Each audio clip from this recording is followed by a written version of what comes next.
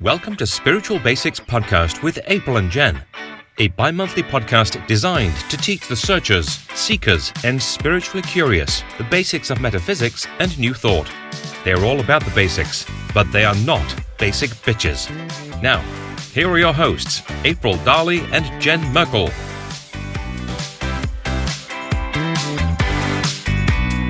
Hello, and thank you for joining us for another episode of Spiritual Basics Podcast with April and Jen. My name is Jen Merkel. I am a transformational life coach and certified hypnosis practitioner. You can learn more about me and sign up for my wellness newsletter at jenmerkelhypnosis.com. And I'm April Darley. I'm an emotional strength and confidence coach, and you can find out all about what I do at aprildarley.com. So we really appreciate our listeners. Thank you so much for listening. We would like to ask you if you would give us a like, subscribe, follow, depending on whatever platform you're listening on. We really love receiving love from you guys and appreciate your support. We don't do ads or any of that. We do this because we like to educate those who are going through what we used to go through. So we would really appreciate your spreading the word about us, or, tell a friend about us, invite them to listen. That's how I learned about a lot of podcasts I listen to now. So Miss April, what's going on in your world? Anything exciting? Oh my gosh. Well, I think, okay, listeners behind the scenes, Jen and I have already talked about the exciting things going on. Yeah, we've been talking for like 45 minutes already. And we should have been recording. But so I will say I got asked on a date. It's the first date I've had in like a really while. We haven't gone on the date yet, but I'm a little concerned he might be a stage 5 clinger. So well, what gives you that idea? Yeah. A lot of texting, but I kind of feel bad because I feel like the guy is very sweet, like a Labrador is sweet. And they're all excited to see you, like, hey, this. And, but it's coming across as a little stage 5 clinger. So should we play Guess the Zodiac sign? Guess the sun sign? Let me think. If I had to think about it. Well, you go ahead. And what would you think? You know what? I have purposefully resisted asking this guy his sun sign immediately, right? Well, that's a good, like, if the date goes bad, just ask him that. Start talking about witchy stuff, because totally it'll drop you like a hot potato. Right? I mean, most I know. likely. If he doesn't, then maybe you should rethink it, right? Yeah, I know. I'm waiting to pull that card out of my pocket. I have to say the signs that have crossed my mind for him have been Cancer, because he's a super dupery homebody. Yep. You know? And Cancers love to be in a pair and with a partner. Mm-hmm. And although I don't see it necessarily yet, Scorpio has crossed my mind for him. So whether that's like an intuitive hit for me, I'm not sure, but yeah, for me, I would agree with you on Cancer. That's actually what I thought of first. So I'm thinking that's probably my intuitive. But also, Geminis like to be in pairs. But they don't necessarily like to be clingy, but Libras. I mean, remember we did that episode a couple episodes ago, a couple months ago, about love matches. And one of the things that I learned about Libras that I didn't realize is they have a tendency to kind of, I don't want to say, transform into what they think their partner wants them to be. And, I'm a Libra moon. So I know that about myself. I have done that in the past. And I kind of lost myself in a relationship that way. And that's not something that I'm proud of. So perfect that it's my moon then too, right? Anyway, so I would say it's possible that Libra, but I was getting Cancer. That's the first thing I got. So I wonder. So, what you could do though, you could, like, if you want to find out, just when you're talking to them, just mention that it was just your birthday. So it was just my birthday and I did this, and they go, hey, when's your birthday? That sounds like a natural, progression of conversation. I have no problems totally straight up asking somebody, what's your sign? Because it's a cheesy 70s get to know you sign, but I think we should bring that back. Like, what's your sign? Right. And then if they tell me something, you're that sign. Okay, bye. Thanks. Yeah. So listeners, April and I discussed this offline. We haven't done any of it yet, but I think when we have guests on now, we're going to ask them what their signs are so we can chat about that a little bit. Yeah. Because it gives really good insight into what a person is, like what makes them tick and their personality. Yeah, for sure. And it's so interesting because everybody's got that one sign that they've been burned by, right? Yep. So I can be friends with an Aquarius, but if I were in the bar scene and I was pulling that cheesy pickup line, like, hey, babe, what's your sign? And they told me I was Aquarius, I'd be like, okay, I can be your friend, but this is not going to be a love match. Yeah. And that's exactly how I would be, but the opposite, right? Like we've talked about this before. I'm an Aquarius, and if a Taurus tries to hit on me, it's like, oh, bye, guy. Yeah, bye. No dice. Hard pass. Yeah. Yeah. So that's what's going on in my world. We're going to go out for tea on Monday. So I will report back what the astrological sign is. Can't wait to hear about it. And if it's a true stage 5 clinger. So we'll see. What about you? What's going on? I don't really have a lot going on right now. My son's coming to visit next week, but so I'm working on planning that. Oh, you know what? I have something, actually, I've been doing this practice recently. It's manifesting practice that I learned from reading Abraham Hicks' book, Ask and It Is Given. And I actually took it and made it into kind of a worksheet that I have my clients do as their homework sometimes. So I've been doing it myself, and I do that a lot with some of the worksheets that I do. Of course. Because they're, it's law of attraction, it's manifesting, and especially with, the new moon, when a new moon happens and stuff, I like to do it. But it's called what they call the placemat process. And what you do is you take a sheet of paper, like just blank paper. And the reason why this is born in a cafe, I believe, they took like a placemat. It was like one of those paper placemats. So you take it in the portrait position, right? Not the, or sorry, in the landscape position, not the portrait position. And you put like a big line right down the center. And on the left side at the top, you write things I will do today. And on the right side at the top, you put down things I want the universe to do today. Love that. So on the left side, you put only the things that you will do. So like for me, I might put, I don't know. Take karma for a walk. Well, I do that every day. So I wouldn't put that. So you down. will do it. but that's kind of cheating. Anyway, I might put clean the kitchen. Okay. And also I might put meditate, because that's something that I try to do every day, but if I put it there, it's committing to do it that day. Right. I might only put 3 things or 4 things. Like put my laundry away. I love doing laundry, but I hate putting it away. Anyway, you know how much I love doing laundry. We've talked about that before. Right. So I might put like those 3 things, but on the side of what I want the universe to do today, I would put the things that you want the universe to do today. And for me, when I first started doing it, I put down, send me some unexpected money. I put down, get a new client booking. And then maybe one other thing. I can't remember what it was, but then I did that early in the morning. And then later in the morning, maybe around 10 or so, I gotten dressed, but it was a little, I was going somewhere where I thought I would need a sweater, like a cardigan. And I was looking for this particular cardigan that I knew went really well with my top that I was wearing. And I was like, oh, this would be great. I couldn't find it. And I was so mad because I'm like, I haven't worn it in a long time. Where could it be? I thought maybe I left it in a cafe somewhere. I mean, I literally tore my apartment apart, and I have a 1-bedroom apartment. It's not very big. So I looked through every single place that it could possibly be, and it wasn't there. And I was mad. I got mad. When I can't find stuff like that, I tend to blame the fairies, which I probably shouldn't do. But I was mad at the fairies. I'm like, fairies, man, why are you doing this to me? I was so mad. So anyway, I sat down. I saw the list on my coffee table. I'm like, I'm writing that down on a list. Find my sweater, universe. So I kind of somewhat forgot about this because I had only just started doing this practice. This is actually like I think it was the first time I did it, actually. And, I went on with my day. I put away my laundry, I cleaned the kitchen, whatever. And, it was fine.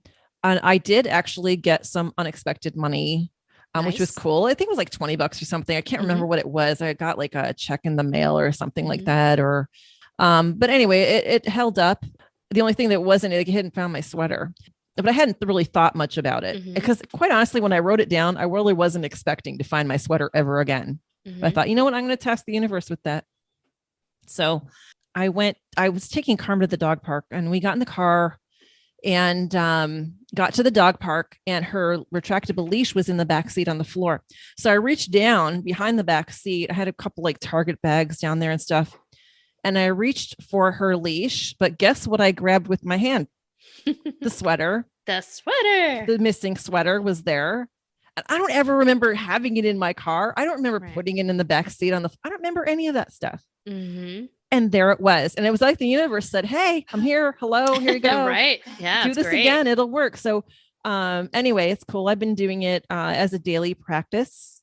It works. So there's a little manifesting tip for our audience. If there's something that you want, go ahead and try that. It's cool.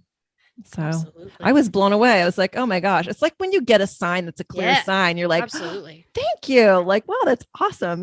So it was pretty cool. The universe. Love it. I love it when the universe doesn't make you guess or interpret. And by the way, a little side note to that also, when I got home, I put out a little bit of sherry for the fairies. Oh yeah. Just in case. Say, sorry, I blamed you, but thanks for helping the universe to bring my sweater back. Right. So, that's right. Mm-hmm. All right. Well, that is magical. Speaking of magic, what a great lead in that is. Yeah. We're talking today about candle magic. And April, you are totally, this is all you. Like, I know nothing about candle magic, but I'm excited to learn. I mean, it's pretty cool. I've heard about it before, and I've seen like on Instagram, posts about it and that kind of stuff, but I just really don't know anything about it. So, let's just take it away. Dig in. Tell me, what is candle magic? Like, what is it? Yeah. So candles are really used for rituals and spell work, and it adds a little extra boost to your spell work or rituals by channeling the element of fire. And in our witchcraft episode, we talked about how you can layer on and strengthen your spells. That's episode number 26. You can strengthen your ritual spells or intentions by just layering different elements or spell components and whatnot, if you will, together. So in magic, the fire element is associated with action, courage, willpower, passion, desire, inspiration, and creativity. So when you're pulling that element in, you're just letting the universe know, like, this is what I want. I mean, think about that intensity you had for your sweater, right? This is what I really want. So the fire element really packs a punch and helps you there. So you can use candles to increase your focus, and it brings the unseen elements like thoughts, emotions, and intentions into the physical world to help you manifest. And your sweater story was a perfect example of that. How you had the thought, the intention, I want to see this in my reality, bring me my sweater, and doing spell work with candles can help you do that. And as the candle burns, it releases your intentions to the universe. Well, that's cool. So it's just basically another way to manifest, right? Yes. 100%. So how would you do how do you do candle magic? Okay. What's the process? There are 5 basic steps, and we're going to go over each step in depth. But the first step is to set an intention. You need to know what you want so the universe can bring you what you want. And you have to be deliberate about it too, obviously. Yeah. Right. Like with any manifesting practice. Absolutely. So 1, set an intention. Step 2 is you want to choose a candle color, because the colors are another way to boost and strengthen your spell. And candle colors go along with intentions. And we'll talk about that in a second. Step 3, you want to cleanse your space and your tools. And this is where you would cast a circle, call in your ancestors, gods, goddesses, any help that you would like. This is where you do that in step 3. By the way, I know we had talked about this a little bit in the past, casting circles. I know you had mentioned that you do not cast circles when you do spells. I don't do spells per se, but I do cast a circle when I do rituals. How I learned to cast a circle is I have a book, and there are many books about it out there, but also there's some really good videos on YouTube. And when I was learning how to do it, I just watched a bunch of different videos and then did what I thought worked best for me. So listeners, if you are interested in learning how to cast a circle, that would be a good way to learn. Yeah, lots of resources out there. And I do cleanse my space, and I do use other protection methods besides casting a circle. So I do think that's important to do some sort of protection method, whether it's a circle or angels or whatnot. So that's an important step. Step 4, you want to dress your candle. And this is an optional step. And we're going to talk about what that means. And no, it doesn't mean you put your little candle in a tuxedo, even though it sounds cute. But you want to dress it. And that's another way to punch up the spell work. And step 5 is you light your candle, visualize your desire or intention, say your incantation, your spell, your affirmations. And common sense rules here: don't leave your candles burning unattended. And each spell or ritual, you may burn it for the desired length of time. And we're going to talk about that as well. So I know you'd mentioned you were going to go over what the different colors mean. I'm assuming, like with anything, the symbolism of everything. So what do the different colors mean?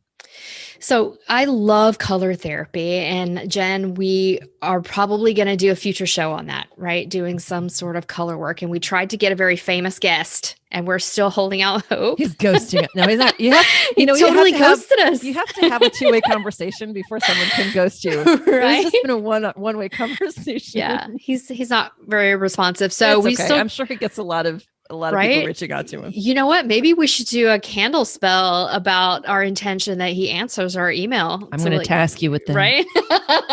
Right? Okay. So I love color therapy. So candle colors, choosing a color is something very similar to that. So based on your intentions, choosing a color that accents your desire increases the energy of your spell and adds another layer of strength. And if you are doing spell work, you want to make your spell as strong as you possibly can. And you do that by just adding these different elements on, and each element adds a little bit of strength. So the color white is truth, cleansing, protection, or banishing negative energy, peace, clarity, and full moon work. Red is for passion, energy, love, lust, relationships, sex, vitality, courage, and fast action. So you can use red in a money spell, and you might think money is green, but if you need money fast, then you can actually use red instead of green, because red, it will bring you fast action to whatever your intention is. So you can subs that. If you wanted to find your sweater fast, you could have lit a red candle. Okay. Bring that in. Okay. So blue is for meditation, patience, rest, inner peace, forgiveness, increased communication, calming, and truth seeking. Green is the color for money, luck, abundance, prosperity, and healing. Pink is for self-love, friendship, joy, harmony, love, and devotion. Now, there's been a few colors already that I've mentioned that are for love. So there's a lot of crossover between the candle colors. So don't despair if you don't have a particular color on hand. Black is for protection, banishing or repelling negative energy, new moon work, and uncrossing. And if you go back and listen to our All About Hoodoo episode, crossing can mean hexed, jinxed, or curse. So if you want to break a hex, jinx, or curse, you do something that's called uncrossing, and a black candle can help you with that. Yellow is for inspiration, wisdom, confidence, clarity, self-esteem, manifestation work, and making plans for the present or future. Brown is for home protection, animal healing, stability, family harmony, manifesting material goods, and organization. I have actually done a candle spell for my own animals' healing. My dogs were very sick, and I did a brown candle with that. Purple is for increasing spiritual awareness, increasing intuition and psychic ability, tranquility, divination, astral travel, vision work. Orange is for encouragement, confidence, self-esteem, joy, increased strength, business success, and justice, as well as increased energy. Now, honorable mention that I didn't put on this list, because you may not be able to find them as readily, is silver and gold. Mm-hmm. So silver is for psychic ability as well, and full moon work or feminine energy work.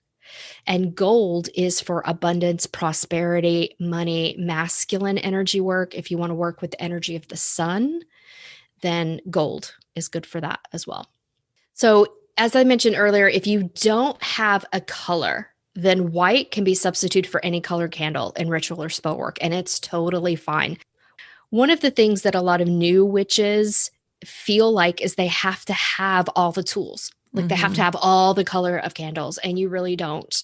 So if your budget is tight, you're new, or you're still in the broom closet and you need to keep what you're doing on the down low, white candles are perfectly fine. So don't feel like you have to have all the things. So the white candles are like the clear crystal of candles. Yeah. 100%.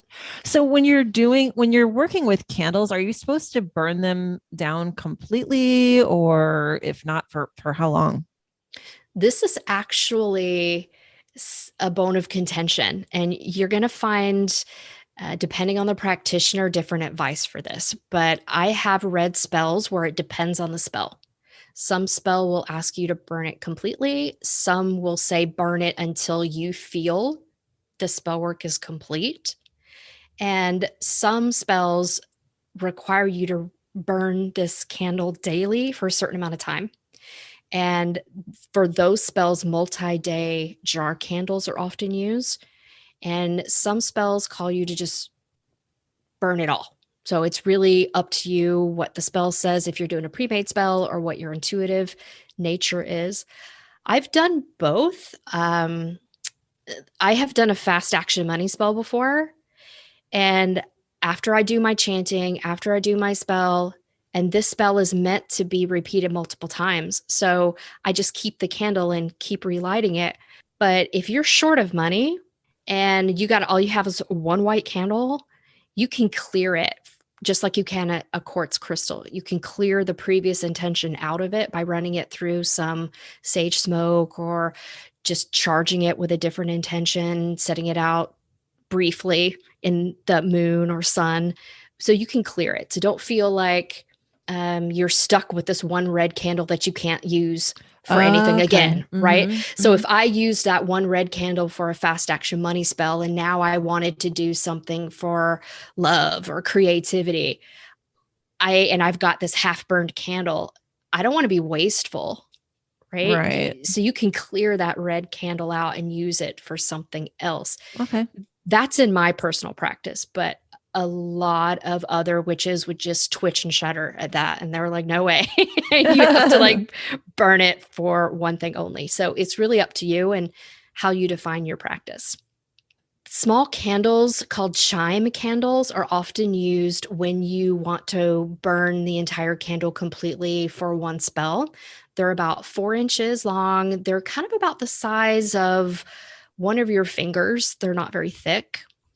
I use chime candles in my ritual, but what I didn't know about them before I got them is they don't fit in the standard holder. They're not thinner. So so it's something to keep in mind as far as they might need a special holder, or you can, what I ended up doing was I used some Sculpey clay and made some holders for mine. 100%.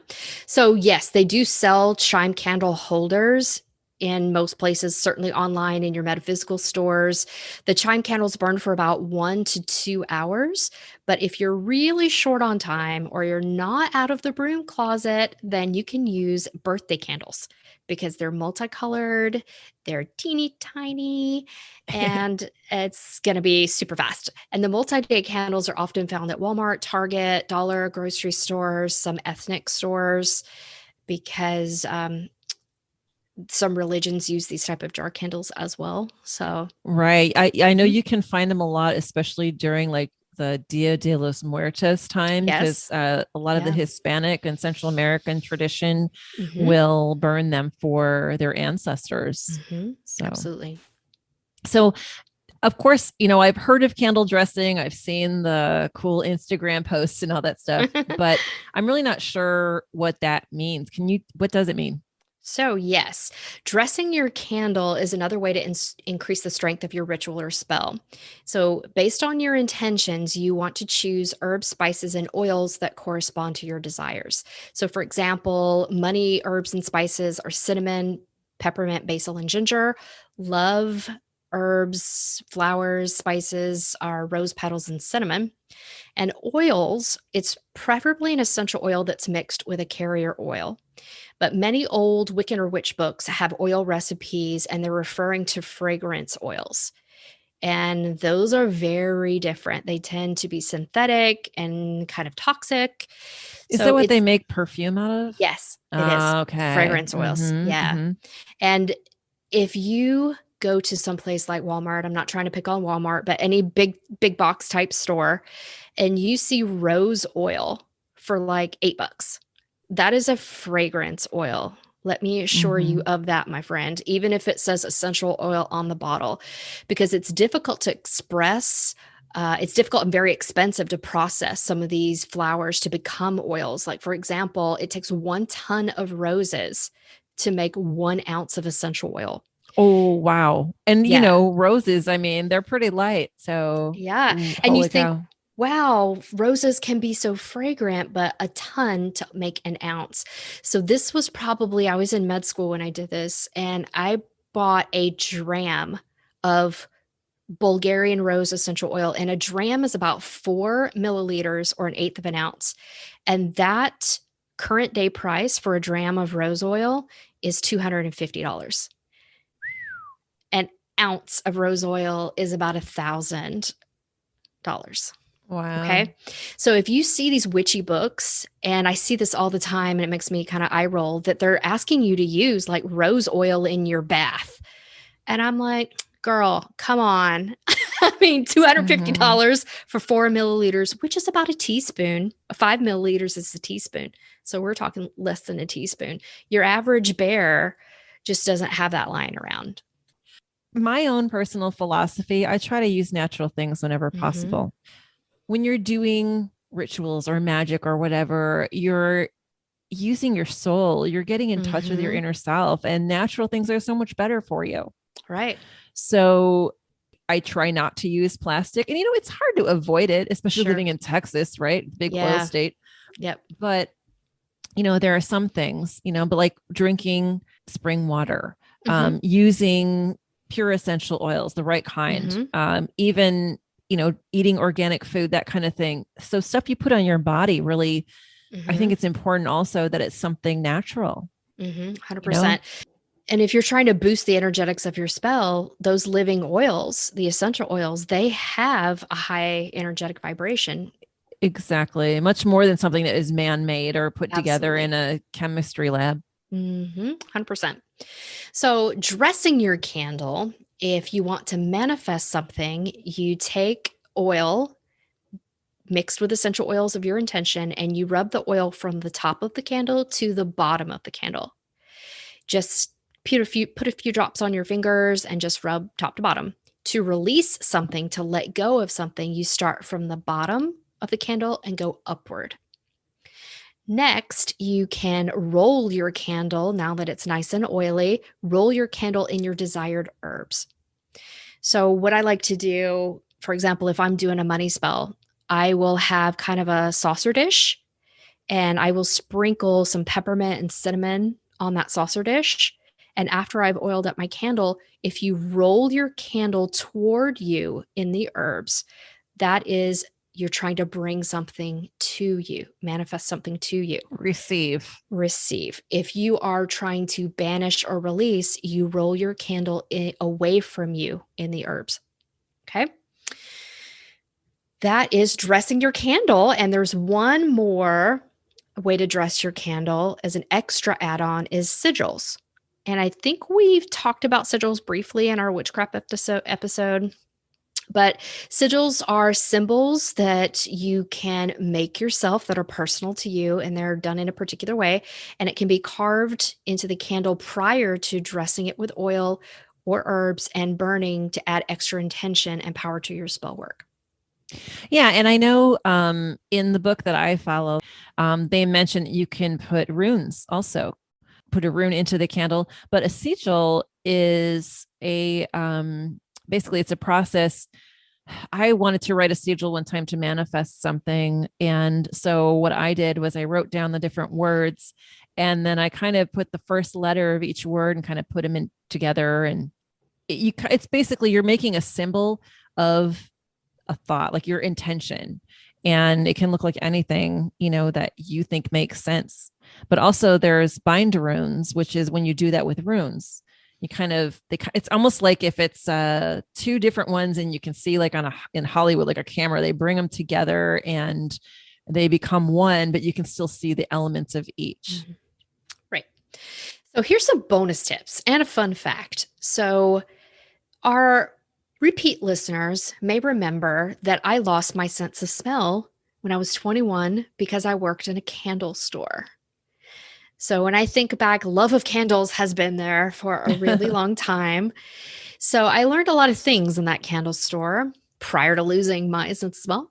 Is you want to trim your wick to 1/4 of an inch for a cleaner, longer lasting burn. And if you don't have a candle holder small enough for a chime or a birthday candle, what you can do is light the candle, put a few drops of hot wax onto a saucer plate, and stick your candle on top of it to hold it in place. As Jen mentioned earlier, she likes to take some polymer clay just to stick on there, and that works too. Now, if you have done that with your saucer or you've got some wax on your candle holder, to remove that wax, you can put your candle holders in the freezer for about 10 to 15 minutes and the wax will pop off. I recently tried this with one of my chime candles that I let burn all the way down. I put it in the freezer for about 15 minutes and the remains, the bottom part of that chime just popped out. It was really easy. You can actually do that with store-bought candles too. They're in glass jars. Mm-hmm. Yes. So that's a great point because some people put the jar in the freezer to make it shrink. They pop the whole candle out of the jar, put their sigils on it, roll it in the herbs and glitter, and then pop it back in the jar. Wow, I never thought about that. Yeah, it looks so cool to do that. Yeah. I think Tara, a Hoodoo priestess, does that with some of her candles as well that are multi-day burn. And many candles are made from paraffin wax, which isn't the cleanest. So if you are trying to stay pretty eco-friendly, pretty clean, using your essential oils instead of fragrance oils is a way to do it. But you can choose coconut, soy, or beeswax candles instead of paraffin.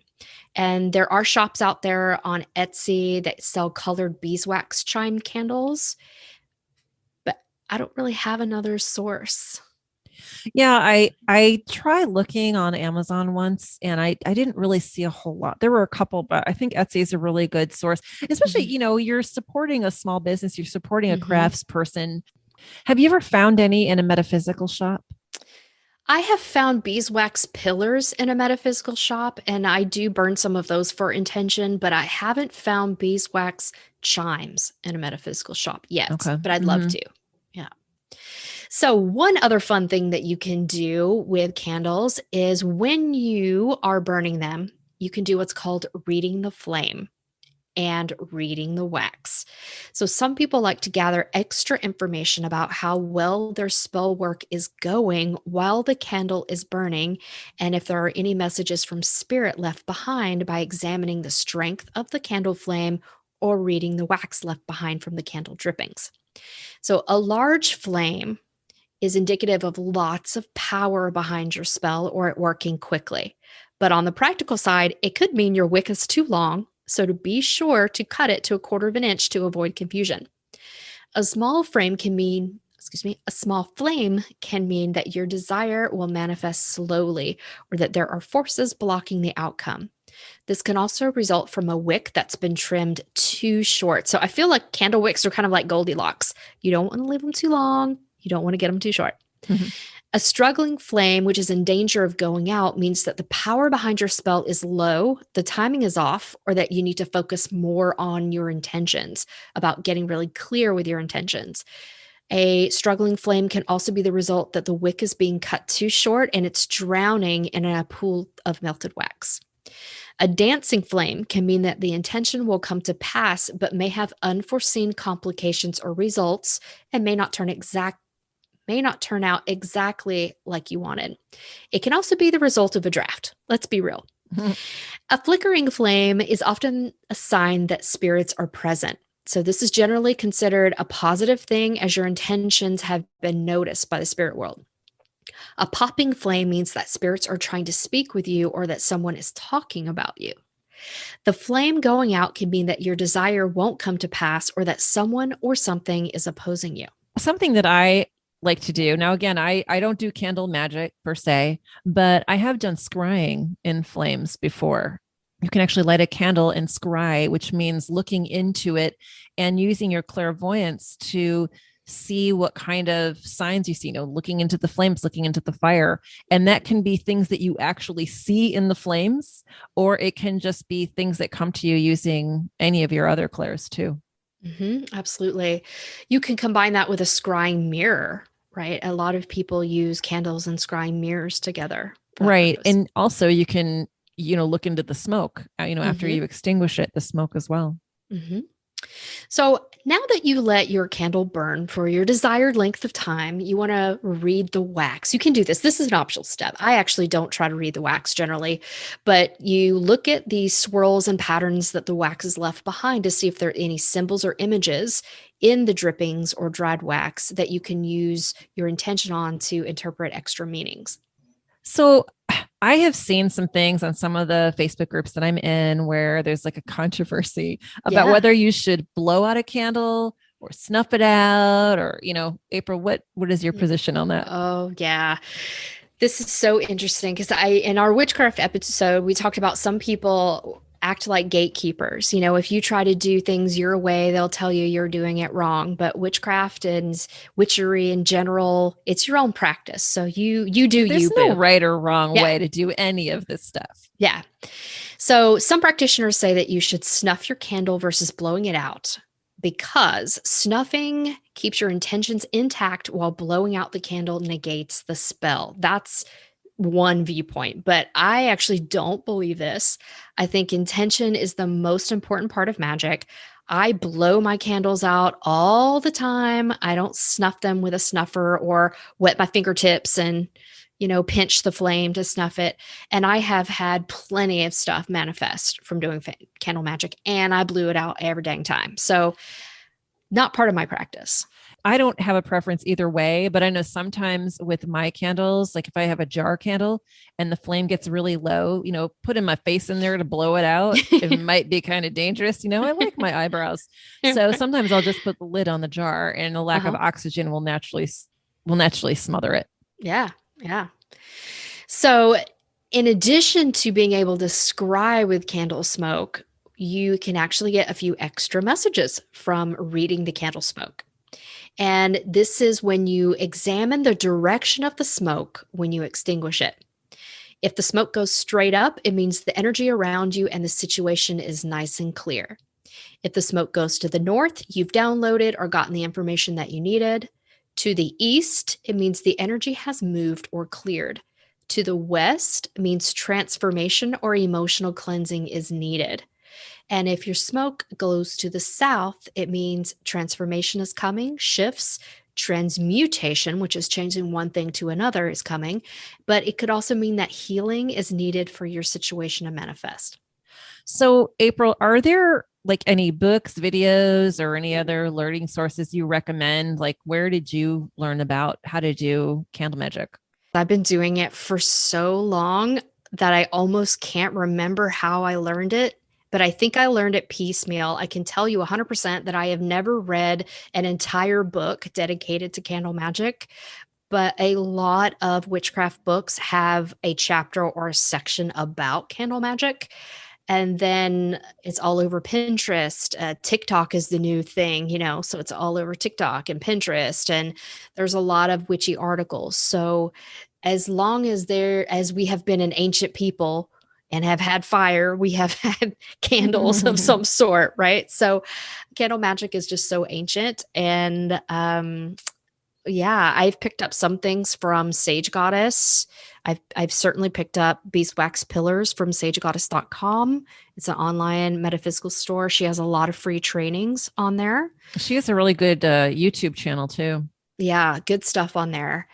And I've worked with color therapy, as I mentioned before, and you just apply those same sort of principles with color therapy that you would to candle magic. Certain colors mean particular things, and then I combine it with law of attraction work as well, and just go from there. Yeah. Well, gosh, April, thanks for sharing your knowledge about candle magic. I think I might try something because I have something I'm trying to manifest, and always looking for new ways to manifest. So might need your guidance for us. So listeners, if you have any questions about candle magic or anything else or any show suggestions, go ahead and contact us. You can go to spiritualbasicspodcast.com and fill out the contact us form or send us an email at spiritualbasicspodcast@gmail.com.